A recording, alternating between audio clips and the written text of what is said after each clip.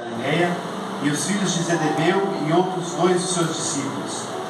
Disse-lhe Simão Pedro: vou pescar. Disseram-lhe eles: também nós vamos contigo. Foram e subiram logo para o barco, e naquela noite nada apanharam. E sendo já manhã, Jesus se apresentou na praia, mas os discípulos não conheceram que era Jesus.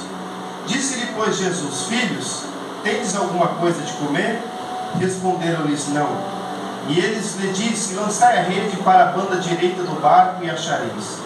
Lançaram-na, pois, e já não a podiam tirar pela multidão dos peixes. Então aquele discípulo a quem Jesus amava disse: Pedro, é o Senhor. E quando Simão Pedro ouviu que era o Senhor, cingiu-se com a túnica porque estava nu e lançou-se ao mar. E os outros discípulos foram com o barco, porque não estavam distantes da terra, senão quase 200 côvados, levando a rede cheia de peixes. Logo que desceram para a terra, viram ali brasas e um peixe posto em cima e pão. Disse-lhe Jesus: trazei os peixes que agora apanhastes. Simão Pedro subiu e puxou a rede para a terra, cheia de 153 grandes peixes, e sendo tantos, não se rompeu a rede. Disse-lhe Jesus: vinde, jantai. Amém? Amém. Irmãos, o texto no qual lemos fala a respeito da segunda pesca milagrosa que Jesus fez. E nessa segunda pesca, algumas das circunstâncias são peculiares, porque na primeira pesca que Jesus fez, Jesus estava no barco e Jesus estava começando a selecionar os discípulos que iriam acompanhá-lo no seu ministério de 3 anos na terra. Naquela mesma circunstância, os discípulos não pegaram nada. Jesus deu a ordem, eles tiveram uma pesca maravilhosa. Naquela pesca, Jesus lançou uma promessa para a vida de cada um deles. Jesus confirmou o ministério de evangelista. Jesus disse: ei, a partir de agora, vocês vão ser pescadores de homens. A Bíblia vai dizer que quando eles chegam na terra, tudo que eles tinham, a embarcação, os artefatos da pesca, os peixes que eles pegaram, eles deixam completamente tudo e começam a seguir Jesus. Jesus então tem o seu ministério 3 anos. Jesus, como nós sabemos, é crucificado. Ao 3º dia, em glória, ele é ressuscitado. E os discípulos já estão sabendo. Os discípulos já presenciaram que ele vivo está. Nessa circunstância no qual lemos, é a 3ª vez que Jesus está se manifestando. Jesus já havia aparecido para as mulheres no túmulo. Jesus já havia aparecido para 2 discípulos no caminho de Emaús. Jesus já havia aparecido para todos os discípulos dentro da casa com portas fechadas. Somente Tomé não estava presente. 7 dias depois, Jesus apareceu de novo, só que agora com Tomé presente. Jesus já é ressurreto. Isso não é algo normal. Para os discípulos, aquele no qual eles viram crucificado, pregado no madeiro, morto, sem vida, agora estava com ele, partindo o pão, estava com ele, se alimentando, trazendo a mensagem do reino.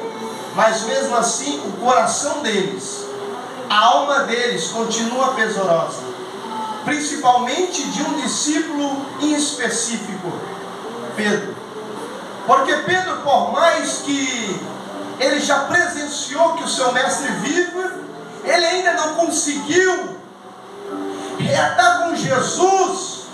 Ele não conseguiu em uma forma sincera declarar o seu amor e pedir perdão, porque alguns dias anteriores, por causa de 3 perguntas, ele nega Jesus.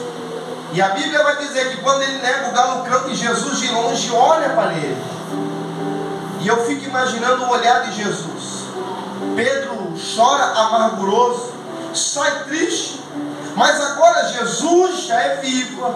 Jesus já se apresentou para ele, Pedro estava presente, ele sabe que o seu mestre vive está, que o que Cristo disse que aconteceria, aconteceu, que o reino vive, que a morte não teve poder, mas o seu coração ele está despedaçado, e a sua vergonha ainda está enclausurado dentro do seu ser.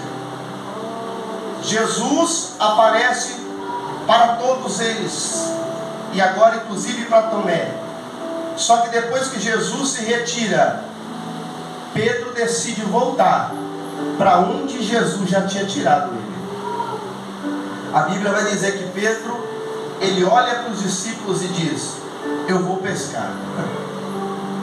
Peraí, Jesus já havia tirado ele da pesca. Não que a pesca seja pecado, não. Mas o propósito, Jesus já tinha dado outro. Ei, agora o negócio não é mais com peixes, o negócio agora é com gente, é com almas.